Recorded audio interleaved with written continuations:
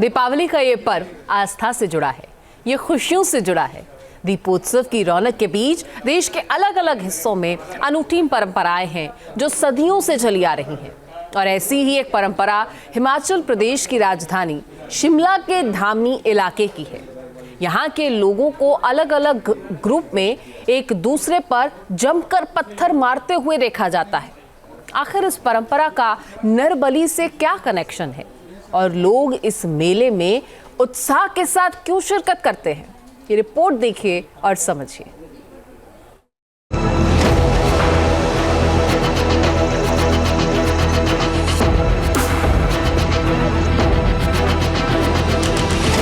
मां के दरबार में अनूठी परंपरा, मेले से नरबली का क्या कनेक्शन, पत्थरबाजी के साथ नाच गाना और उत्साह, दिवाली के बाद खून बहाने की कैसी परंपरा, सदियों से चला आ रहा मेला, आस्था का गहरा नाता।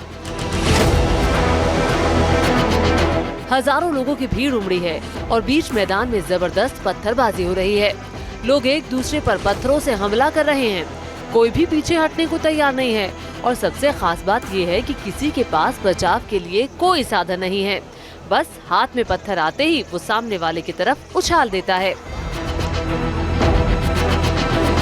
तस्वीरें हिमाचल प्रदेश की राजधानी शिमला से करीब 26 किलोमीटर दूर धामी की हैं। यहाँ हर साल दिवाली के अगले दिन पत्थरों का अनोखा मेला होता है। इस मेले से जुड़ी सदियों पुरानी परंपरा है जिसे आज भी निभाया जा रहा है और जख्मी होने के खतरे के बाद भी लोग यहाँ जुटते हैं। भीड़ देखकर अंदाजा लगाया जा सकता है कि पत्थर मारने वाले इस मेले पर लोगों की कितनी गहरी आस्था है। इस पत्थर मेले में दो दल एक दूसरे पर जमकर पत्थर बरसाते हैं।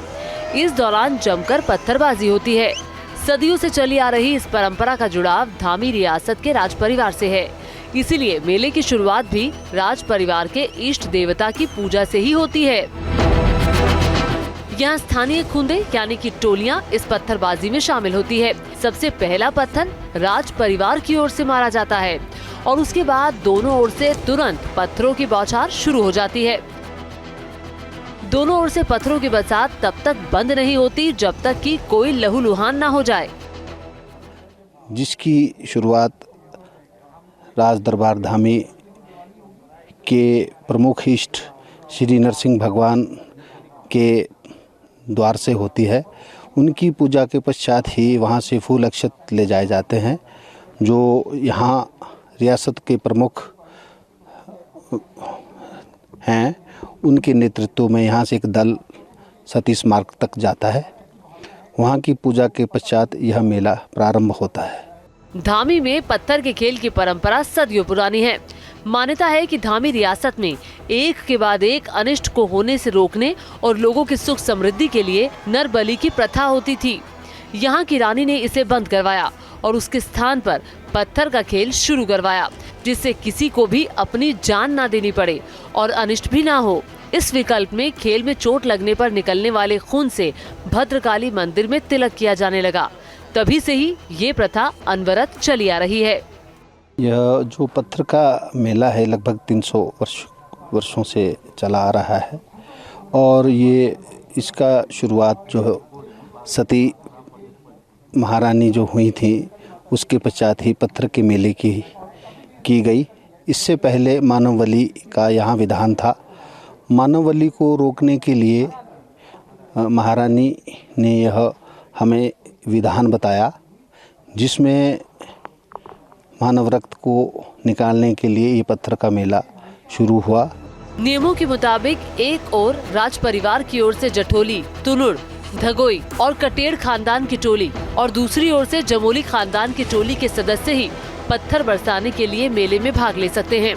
बाकी लोग पत्थर मेले को देख सकते हैं, लेकिन ये पत्थर नहीं मार सकते।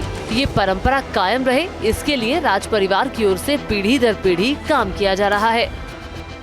जैसे हमने हमारे बुजुर्ग करते आ रहे हैं, पूर्वज करते आ रहे थे, तो उनसे हमने सीखा और हमने ये सब सीखा कि किस तरह की निभाया जाता है, किस तरह सेफ्टी से निभाया जाता है, किसी को हानि ना हो और परंपरा इसी तरह ही चली रही जिस तरह चली आ रही है।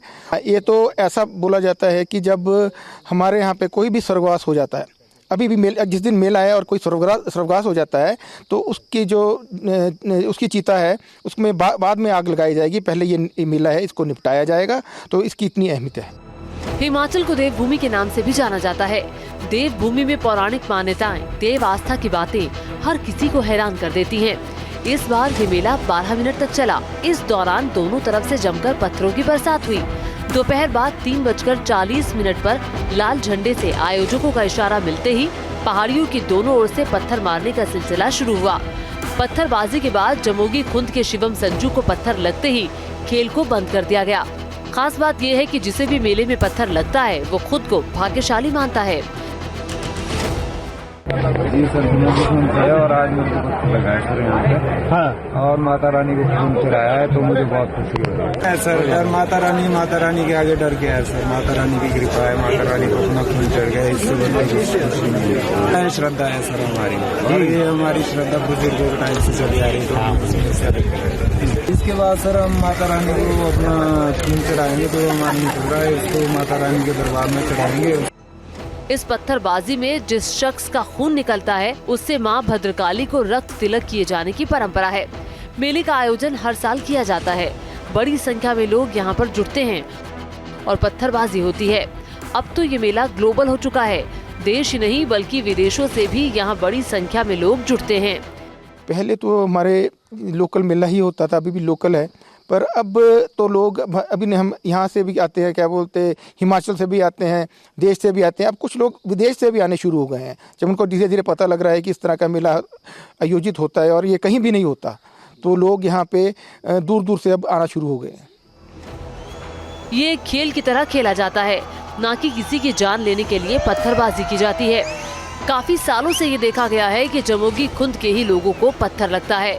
लोगों को इस मेले में आने और शामिल होने से डर नहीं लगता, बल्कि वो इसे अपने पूर्वजों की विरासत मानते हुए आगे बढ़ा रहे हैं।